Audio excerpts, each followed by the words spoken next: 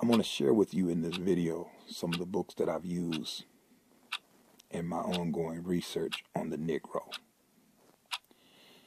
because I've always wanted to know what is wrong with them,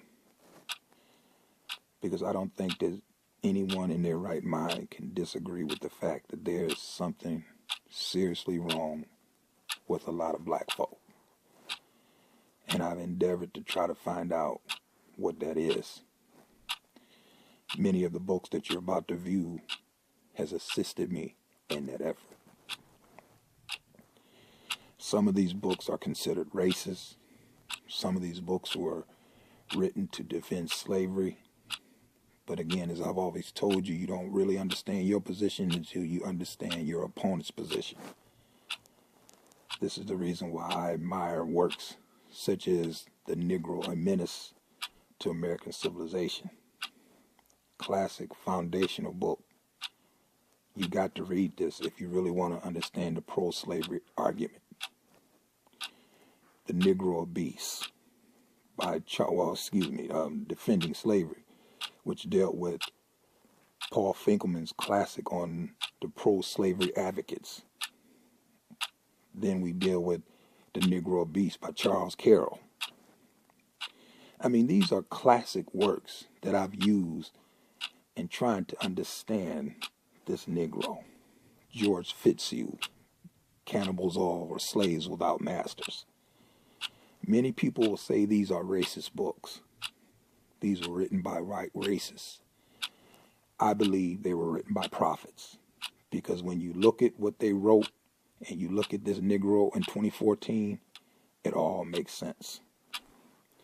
How can you really understand the impact of the Brown decision on the death blow to segregation without reading Richard Kluger's Simple Justice? This is a foundational book on the subject.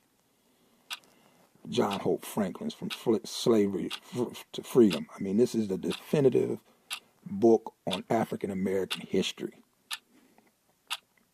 I mean, how can you really deal with the current plight of the Negro and having never read Du Bois's Black Reconstruction?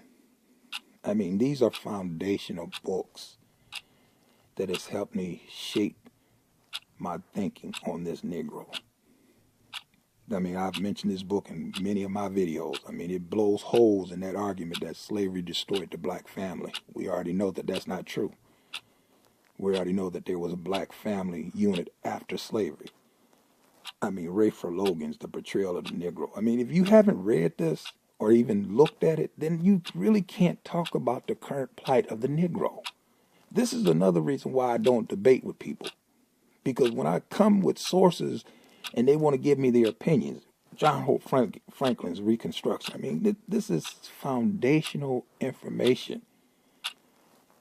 If you want to understand this Negro, this E. Franklin Frazier, my favorite black sociologist.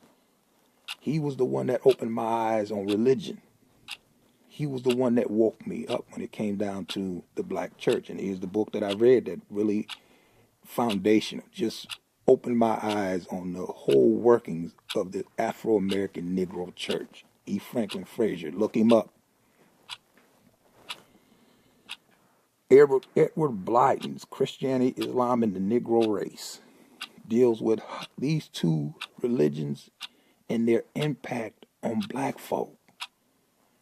And you know, this is stuff that when you want to try to understand this Negro, and you want to understand why he's in the predicament he's in, you have to study him. How can you even deal with race relations having never read Winthrop Jordan's White Over Black? I mean, this classic. You actually study it, because I say read, but you can't read that. You got to study that book. Now we're about to move into my books on the church. And I challenge any of you Negroes to ask your black pastor, has he ever read the classic work by Kersey Graves, The World's 16 Crucified Saviors? I mean, Christianity Before Christ. This book here, man, I'm telling you, this is the book that, again, one of those books that just opened my eyes. John G. Jackson's Christianity Before Christ. I mean, these are classic books. And when you read them, they're going to change they're going to reshape your thinking. They're going to make you look at stuff differently. Bible myths, T.W. Jones. He compares the Bible myths with all other religions. Study and comparative religion. Classic work. Classic. I mean, the Golden Bowl. This was originally I think it was 22 volumes, but you can get it abridged. Because, I mean, if you ain't got the money to pay for 22 volumes, you get it abridged, the Golden Bowl. This, again. And then, again, I challenge you to ask your pastor. Ask him about Alvin Boyd Kuhn, shadow of the third century. Most Christians don't even know anything about the Council of Nicaea. They don't even know anything about Constantine and the impact he had on Christianity. Who is the King of Glory? Again, by Alvin Boyd Kuhn. Most black pastors have never even heard of this man. But this is foundational stuff that shows you that that religion that those Negroes are preaching on Sunday is a farce. Now let's get to Dr. King.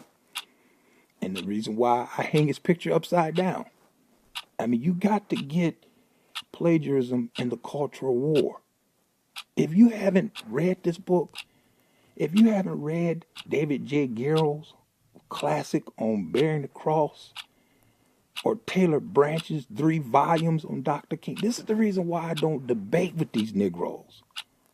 If you haven't read anything on Dr. King, then you are not in a position to come at me and ask me why do I hang his picture upside down. Because if you read these works, you would hang his picture upside down as well.